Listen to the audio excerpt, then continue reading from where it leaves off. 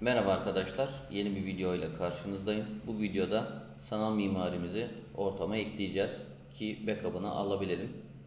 İlk başta vCenter'ımı size göstereyim. Gördüğünüz gibi daha önceki derslerimizde vCenter kurulumunu yapmıştık. Onu da izlemek isterseniz videonun sağ üst tarafında playlist'i bulabilirsiniz. Ortamda 3 tane hostum var ve bir tane vCenter'ım var. Ve bu vCenter'ımda bir merkez adlı data center ve bir tane cluster 1 adında cluster'ım var.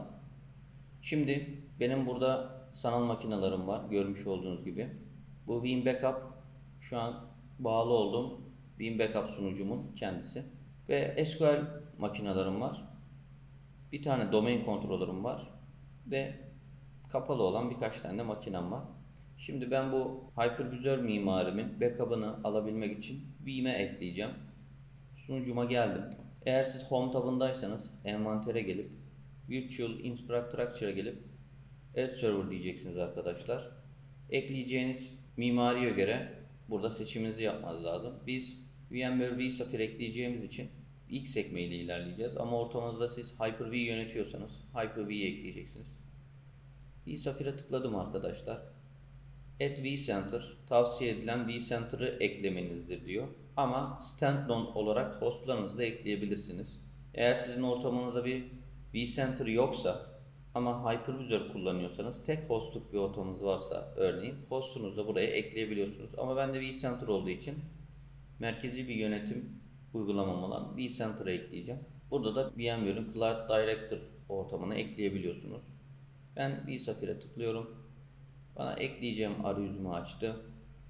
Şimdi burada arkadaşlar Veeam'de ana kurallardan bir tanesi DNS ile isim çözebilmemiz gerekiyor. Eğer DNS ile makinelere ulaşamıyorsak, FQDN adresiyle makinalarımıza ulaşamıyorsak bu bizim için ileride problemler çıkarıyor. Çok da başıma geldi. O yüzden ilk başta isimle çözüp çözemediğini kontrol etmek istiyorum. vCenter diye kaydım olması lazım. Gördüğünüz gibi burada vCenter'ı çözebiliyor. 5520 benim vCenter'ımın IP'si.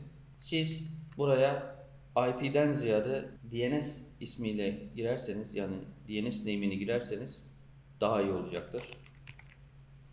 vCenter diyorum arkadaşlar. Şimdi bu vCenter'a hangi credential'la bağlanılacak onu burada belirtmemiz lazım. Manage account dediğimde burada benim kullanabileceğim bir account yok. Buraya eklemem lazım o zaman. Add diyorum.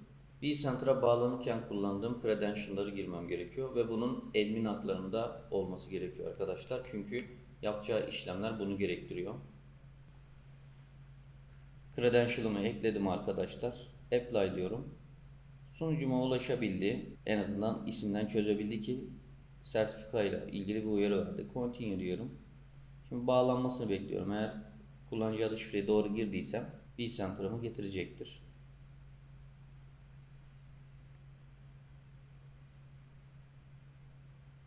Gördüğünüz gibi yanında bir running job oluşturdu. vCenter solda eklendi. Disk bilgilerini getiriyor arkadaşlar. İlk başta ortamımızı bir tarıyor, süzüyor. Bunun vCenter tarafında bir yansıması var mı ona bakalım. Bir şey gözükmüyor. Bu sanırsam vCenter'ın kendisiyle alakalı. Şimdi bunun tamamlanmasını bekliyorum arkadaşlar. Evet, vCenter ortamımızı ekledi. Next diyorum. Burada başarıyla kaydedildi diye uyarısını görüyorum. Finish diyorum arkadaşlar. Görmüş olduğunuz gibi envanter tabımda sanal mimarilerin altında ve VMware vSphere'in altında artık vCenter'ımı görebiliyorum. Buradan genişlettiğimde merkez data center'ımı görebiliyorum arkadaşlar. Running olan sanal makinelerimin yanında ok işaretini görebiliyorsunuz. Burada tek tek aşağı inebiliyorum. Örneğin hostumun üzerine geldim. Burada hostlarımı da görebiliyoruz. Ama bunların üzerinden sanal makine bilgilerini henüz çekemedi. Belki arka planda hala işlemini yapıyor olabilir. Ya da burada standalone olarak eklemediğimiz için hostların üzerinden göstermiyor da olabilir. Ama cluster tarafından sanal makinelerimi artık görüyorum.